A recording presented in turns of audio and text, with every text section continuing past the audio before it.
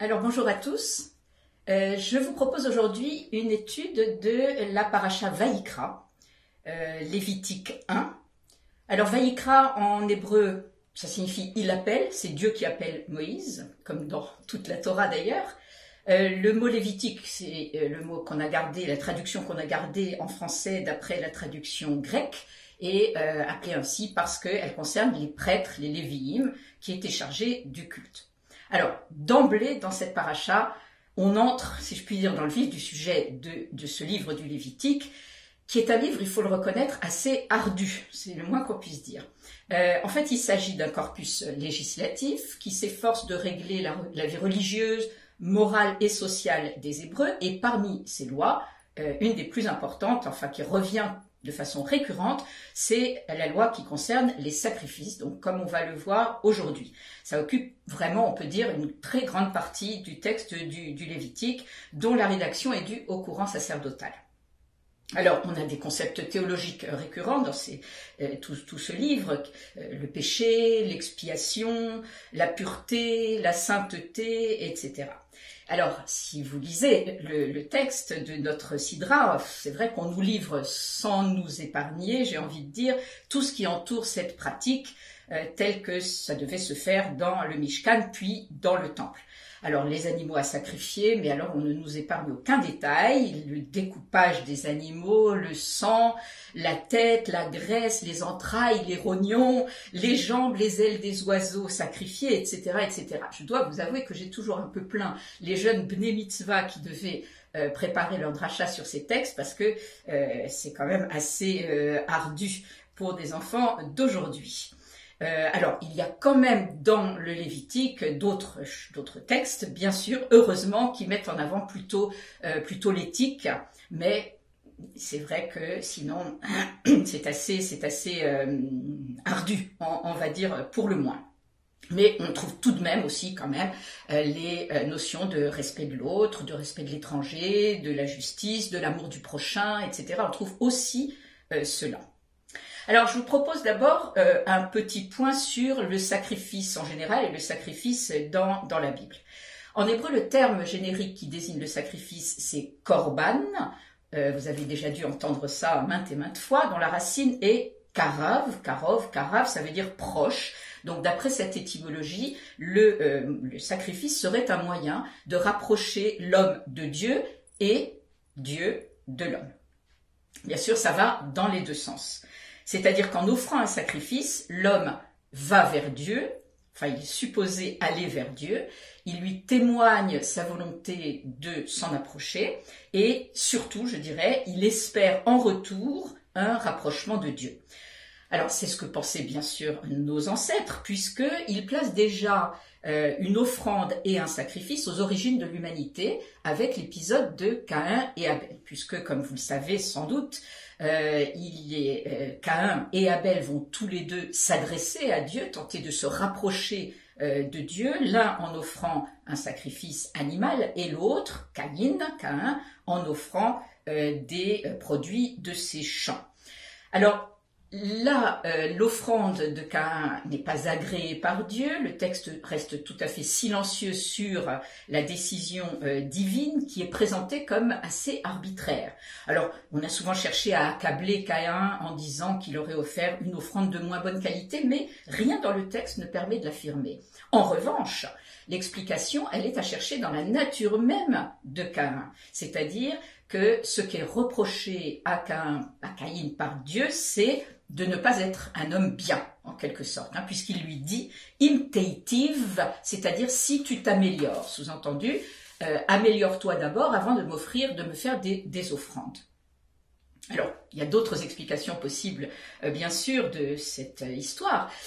Peut-être que, en agréant l'offrande d'Abel, Dieu a voulu rétablir un équilibre, rétablir l'injustice qu'Abel subissait depuis sa naissance, puisqu'il n'était jamais que le frère de Caïn, et Caïn ayant sans doute la préférence de sa mère.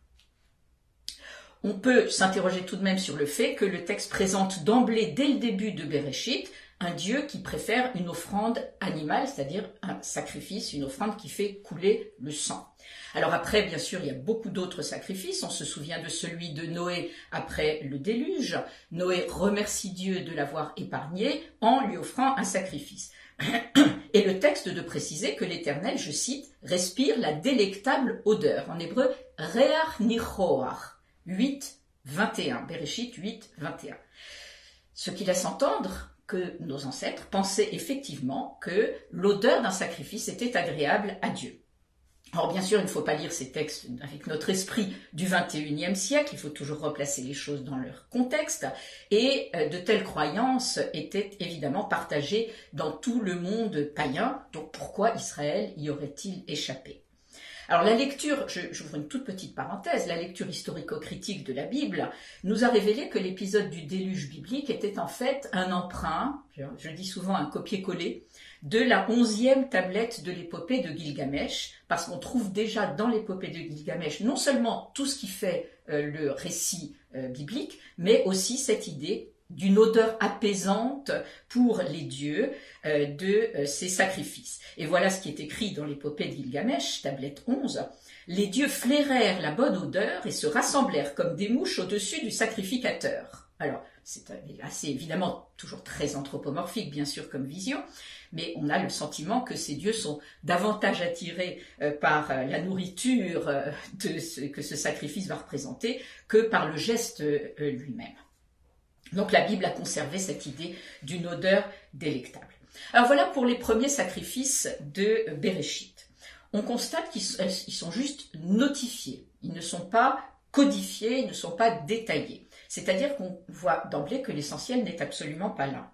Dans la Genèse, les sacrifices sont marginaux.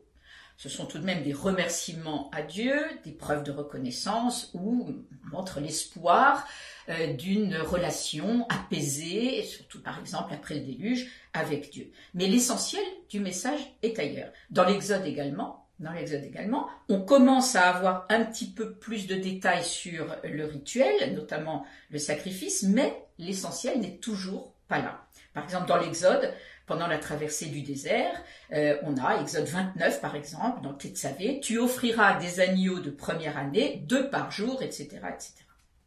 Mais, encore une fois, c'est dans le Lévitique qu'on entre vraiment qu'on change de registre, je dirais, du tout au tout.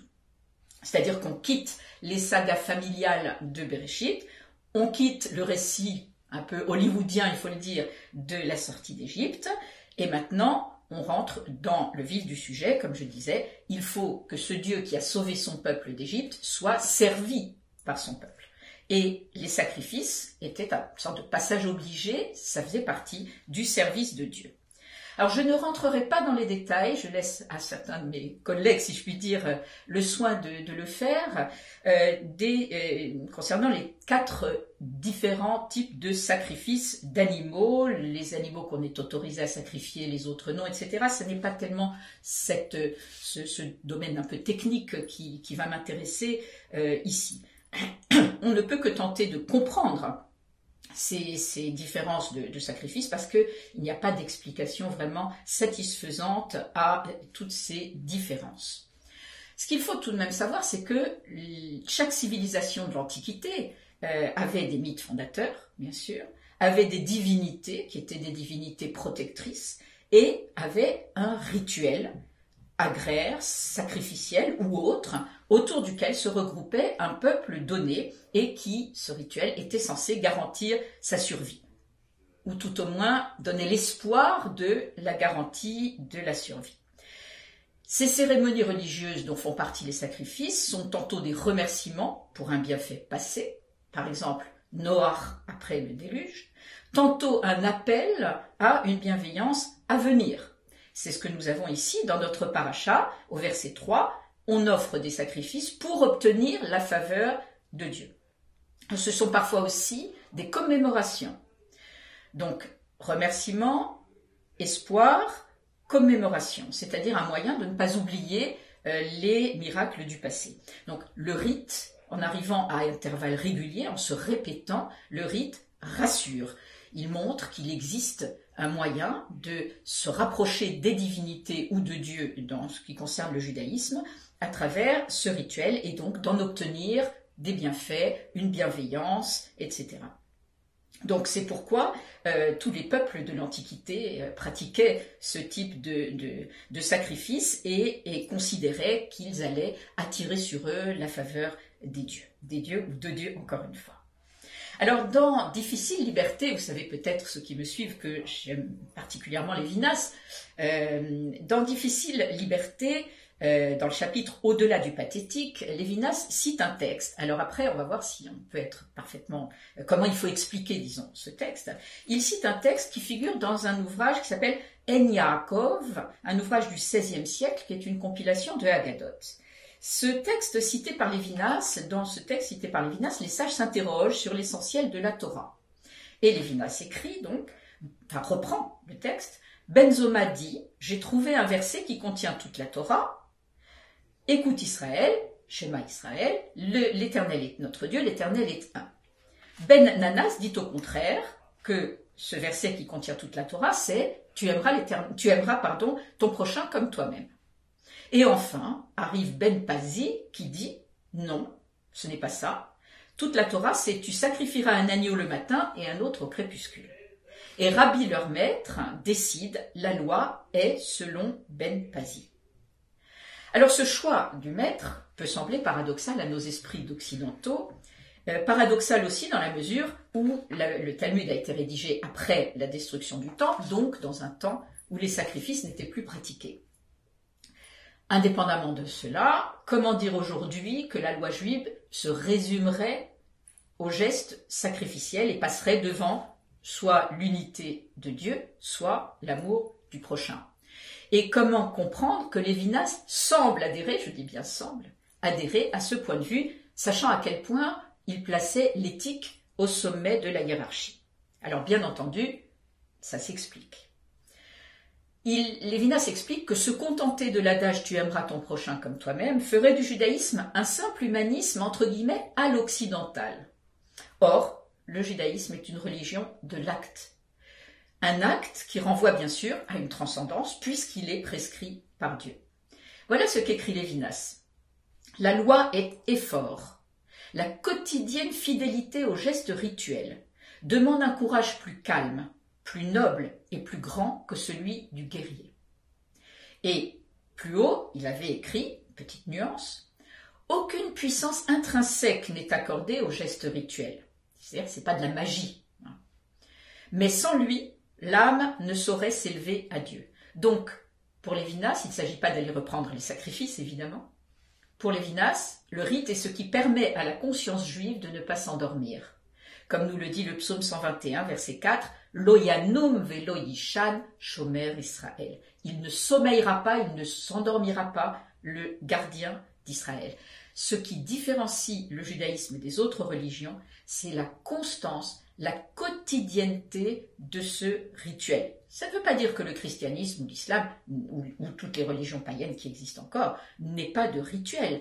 Mais le judaïsme est réellement fondé sur ce rituel quotidien qui guide la vie des Juifs du lever au coucher et même du coucher au lever.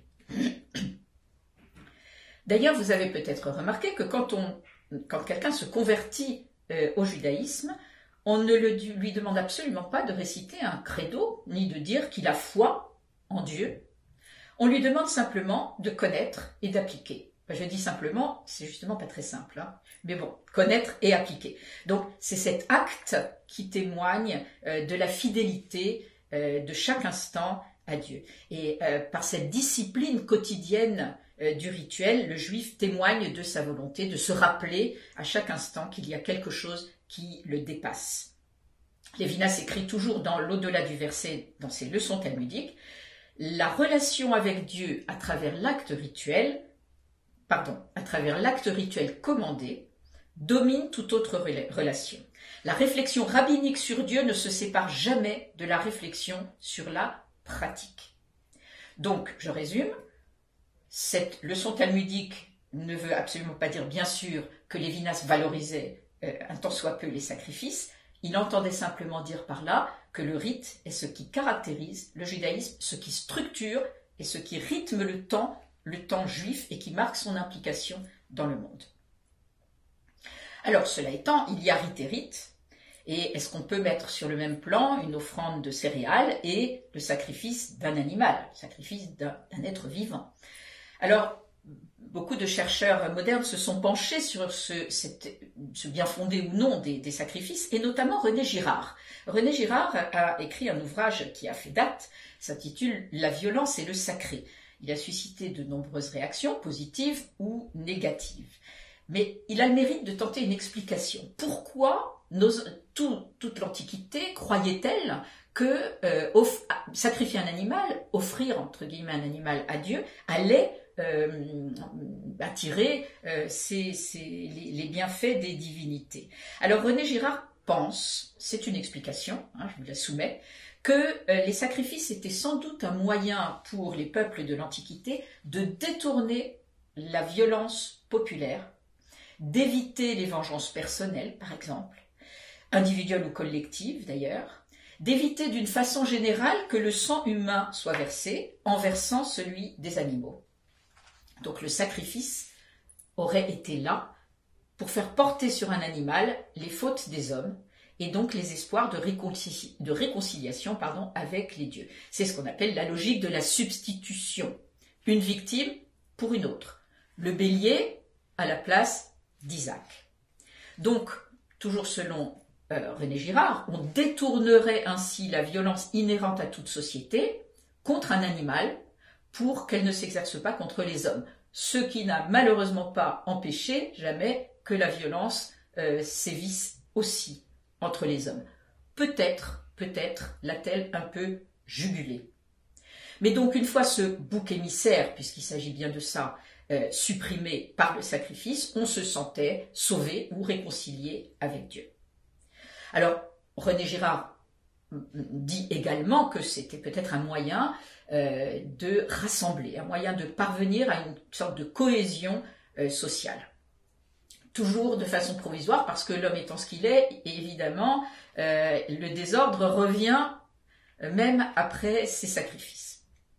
Je voudrais juste ouvrir encore une parenthèse pour signaler tout de même que ces sacrifices d'animaux n'ont pas empêché dans l'Antiquité qu'il y ait chez les païens des sacrifices humains.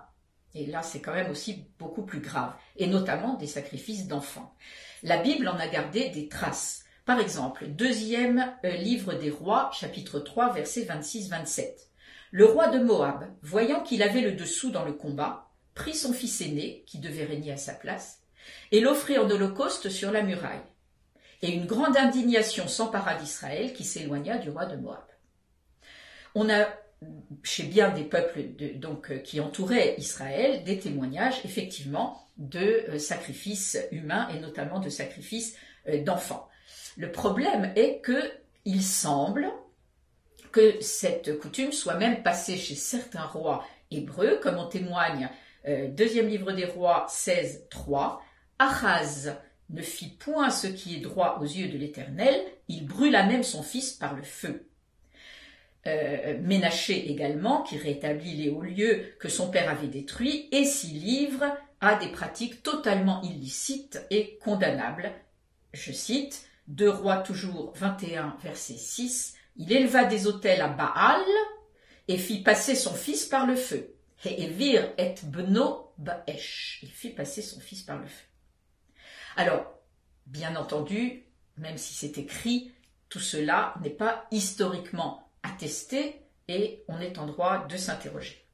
Il y a eu aussi des sacrifices humains en Grèce, ce qui est débattu et problématique dans la mesure où nous, occidentaux, considérons un peu la Grèce comme au fondement de notre civilisation, mais le pharmakos existait bel et bien, c'était des marginaux, des criminels, des brigands qui étaient emprisonnés et qui étaient parfois sacrifiés, par exemple par lapidation, pour, pensaient les Grecs, purger en quelque sorte la ville d'un mal ou éviter au contraire qu'elle soit victime d'une calamité. Alors, heureusement, cette pratique a cessé dans l'Athènes classique à partir du 5e siècle avant notre ère, bien sûr. Et donc la Grèce classique a fortement, fermement condamné ces sacrifices humains qu'elle a dès lors considérés comme l'apanage des barbares. En tout cas, dans la Torah, le meilleur exemple de cet interdit absolu, total du sacrifice humain, c'est bien entendu Akedat Yitzhak, qui est toujours très improprement appelé sacrifice d'Isaac. Attention, donc soit il faut dire Akedat Yitzhak, la ligature d'Isaac, soit il faut dire le non-sacrifice d'Isaac. Et donc, à mon sens, souvent d'ailleurs, on interprète mal ce texte, je le regrette, parce que même dans les milieux juifs, on met l'accent sur l'abnégation d'Abraham qui part pour sacrifier son fils, qui se lève à l'aube, etc. Mais pour moi, l'accent ne doit absolument pas être mis sur cette abnégation et cette foi d'Abraham qui obéit à un ordre tellement absurde et tellement condamnable. L'accent doit être mis sur le dénouement de l'histoire, c'est-à-dire sur « ne porte pas la main sur cet enfant ». Cette demande condamnable et invraisemblable de Dieu ne pouvait pas se terminer autrement que par ce verset « ne porte pas la main sur cet enfant ». Donc, alors pourquoi toute cette mise en scène? Peut-être parce que justement, pour marquer les esprits, il fallait une mise en scène théâtrale. Mais tout ça pour parvenir à l'un des enseignements véritablement fondamentaux de la Torah et de l'éthique juive, à savoir le respect absolu de la vie humaine. Et quand Abraham sacrifie un bélier en lieu et place d'Isaac, il entend Dieu lui dire « Maintenant je sais que tu es craignant Dieu ». Mais attention, craindre Dieu n'est pas obéir à une injonction immorale, celle du sacrifice, c'est au contraire s'abstenir d'avoir recours à un tel acte, c'est respecter la vie humaine. Alors bien sûr, c'est aussi l'interprétation de Lévinas qui dit que c'est au moment où Abraham s'est trouvé face à face avec son fils, au moment où il l'a lié sur l'autel, après avoir cheminé côte à côte, au moment où les deux visages se font face, au moment où Lévinas est face à son fils, qu'il entend en quelque sorte ce visage lui dire « tu ne tueras point ». Donc Abraham n'est pas un héros parce qu'il s'apprêtait, ou un héros de la foi, comme aurait dit Kierkegaard, parce qu'il s'apprêtait à sacrifier son fils, mais bien au contraire parce qu'il ne l'a pas fait. Alors maintenant, je voudrais prendre un autre angle en évoquant la Haftara de cette sidra qui est extraite du livre d'Isaïe, le second Isaïe, le Deutéro-Isaïe, celui qui vivait donc au retour de l'exil en Babylonie. La Haftara qui a été choisie est celle du chapitre 43 d'Isaïe. Dans ce texte, alors d'abord je veux dire c'est pas un hasard, le choix d'une Haftara, c'est jamais un hasard. Et donc ça n'est évidemment pas un hasard si on a choisi comme Haftara un texte de notre sidra, bien sûr, un texte qui semble bien en prendre le contre-pied. Dans cette Haftara, Isaïe semble bien ne pas faire des sacrifices une obligation et en tout cas pas une priorité. Tant s'en faut. C'est-à-dire qu'on lit par exemple dans cette Haftara au verset 23 du chapitre 43 « tu ne m'as pas saturé de la graisse de tes victimes, je ne t'ai pas importuné pour des oblations, en revanche, tu m'as importuné par tes péchés, tu m'as excédé par tes iniquités. » C'est dire que l'essentiel pour Isaïe n'est pas l'absence de sacrifice offert à Dieu, mais les iniquités, les péchés, l'injustice. Ce qui est un problème pour Dieu, c'est le mauvais comportement. Et là, on a plusieurs prophètes que je vais vous citer maintenant, qui se sont insurgés contre la pratique. Alors là, après, il y a débat. Est-ce qu'ils se sont insurgés contre toute forme de pratique sacrificielle en tant que telle? Ou est-ce qu'ils se sont insurgés contre des sacrifices qui n'auraient pas une intention pure et qui ne seraient pas accompagnés d'une conduite irréprochable? Le débat demeure. Mais je vais vous citer quelques textes quand même assez significatifs. Isaïe 1, verset 11. « Je suis saturé de vos holocaustes de béliers. Le sang des taureaux, des agneaux, des boucs, je n'en veux point. Mais apprenez à bien agir, recherchez la justice, etc., etc. » Alors certes, ce texte s'adresse aux notables, entre guillemets, de Sodome et Gomorrhe, mais évidemment, on ne doit pas le limiter à cette population. Et on trouve d'ailleurs chez d'autres prophètes, Osée et Amos que je vais citer maintenant, les mêmes idées. Par exemple, Osée 6, verset 6. C'est que je prends plaisir à la bonté, chesed, et non au sacrifice. C'est clair, je prends plaisir à la bonté et non au sacrifice. Je préfère la connaissance de Dieu aux holocaustes. Ou encore Amos 5, versets 22 à 25. Une citation peut-être un peu longue, mais vraiment fondamentale. Quand vous m'offrez des holocaustes et des oblations, je ne les agrée point. Je n'ai point de regard pour votre tribu d'animaux gras. Ça va même plus loin. Faites-moi grâce du bruit de vos cantiques. Shirecha, vos chants, vos cantiques. Que je n'entende plus le son de vos luttes. Zimrat nevalecha. Mais que le bon droit jaillisse comme l'eau, la justice comme un torrent qui ne tarit point. Est-ce que vous m'avez présenté sacrifices et oblations pendant les 40 ans dans le désert, ô maison d'Israël? Qui reprend d'ailleurs le texte de notre Haftara.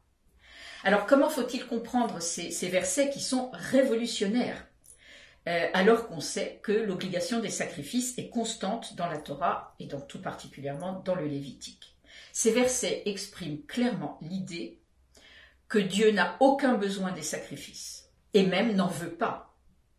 Donc les versets de la Haftara pourraient donc se traduire de la façon suivante. Ai-je vraiment attendu que vous m'offriez des sacrifices pour être à vos côtés et même pour pardonner vos fautes? Qu'est-ce que Dieu attend de nous donc? La justice et la droiture. Alors, à une époque où tout de même les sacrifices étaient une pratique incontournable, et pas seulement dans la région d'ailleurs, il y a des prophètes extraordinairement modernes qui ont osé dire que Dieu ne voulait pas de ces sacrifices, ni même parfois de toute forme de rituel, si ce rituel ne s'accompagnait pas d'une conduite irréprochable. Voilà ce qu'écrit encore Isaïe. Cette fois, c'est le chapitre 58, versets 6 et 7. Ce sont des versets qui, pour moi, mériteraient d'être lus et commentés en permanence par tout le monde. « Voici le jeûne que j'aime, dit Dieu. C'est de rompre les chaînes de l'injustice, de dénouer les liens de tous les jougs, de renvoyer libre ceux qu'on opprime, de briser enfin toute servitude, puis encore de partager son pain avec l'affamé et de recueillir dans sa maison les malheureux sans asile. » Alors, je dis souvent que, en fait, ce n'est pas Coluche qui a inventé les restos du cœur, c'est bien Isaïe, et pas seulement lui.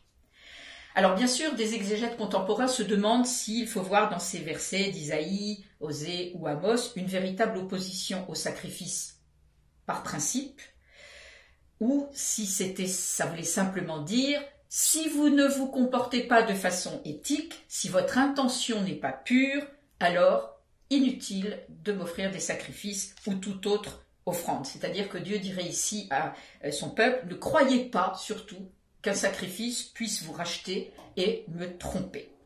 Ce qui importerait donc, ce serait la pureté de l'intention, ce qui informe l'acte en quelque sorte, et l'idée vraiment, la volonté vraiment d'être parfait, d'être le plus parfait possible, disons, et non pas simplement la volonté d'éviter un châtiment, quitte à recommencer immédiatement après avoir fait une offrande ou offert un sacrifice. C'est vrai que l'opposition au sacrifice chez les prophètes est souvent assortie de la constatation du mauvais comportement du peuple. C'est particulièrement perceptible chez Osée, qui fustige le royaume du Nord, le royaume d'Israël, parce que ses habitants offrent un culte sur des hauts lieux à des divinités étrangères. Mais dans l'ensemble, on peut vraiment dire que ces prophètes, encore une fois révolutionnaires, exprimaient une idée nouvelle, une idée fondamentale. C'est l'idée que Dieu lui-même subordonne le rituel à l'éthique. C'est-à-dire que dans la pyramide, si je puis dire, des actions agréables à Dieu, l'éthique serait au sommet. Et Isaïe prône clairement cette subordination du rituel à l'éthique. Dieu n'a aucunement besoin des sacrifices, il n'exige qu'un comportement éthique. Il efface les fautes quand il le décide et pas simplement quand l'homme lui offre un sacrifice. Alors en conclusion, je me poserai la question, ont-ils été entendus ces prophètes révolutionnaires? Malheureusement non, puisque au retour d'exil en Babylonie, après la reconstruction du temple, la pratique des sacrifices a repris. Un débat a sans doute eu lieu, on en a des traces dans les textes, au retour d'exil en Babylonie, pour savoir s'il fallait ou non déjà reconstruire le temple, puisque les sacrifices étaient attachés au temple, la question se pose. Isaïe 66, 1 écrit « Le ciel est mon trône », c'est Dieu qui parle bien sûr, « et la terre mon marchepied, quelle maison pourriez-vous me bâtir ?» Eze bait asher tivnuli, quelle maison pourriez-vous me bâtir? Sous-entendu, Dieu est partout et il n'a absolument pas besoin d'un temple ou d'une maison de pierre. Pourtant, le temple a bel et bien été rebâti, les sacrifices ont bien repris. Alors, dans le contexte de la perte de l'indépendance, on était sous le royaume perse, dans le contexte difficile de ce retour d'exil, eh bien, ce sont les prêtres qui ont pris le pouvoir et ces prophètes très modernes dont je viens de parler se sont tus. Le rituel a désormais dominé. Et ce n'est qu'après la destruction du second temple qu'on remplacera les sacrifices par la prière et par l'étude. Alors, malheureusement, j'ai envie de dire, c'est peut-être pas pour la bonne raison. On a supprimé les sacrifices, ont pris fin parce qu'il n'y avait plus de temple pour les offrir et pas parce qu'on pensait que ces sacrifices étaient vains et absurdes. Mais peu importe, l'essentiel est que ces sacrifices aient bien cessé. Je vous remercie pour votre écoute et Shabbat Shalom.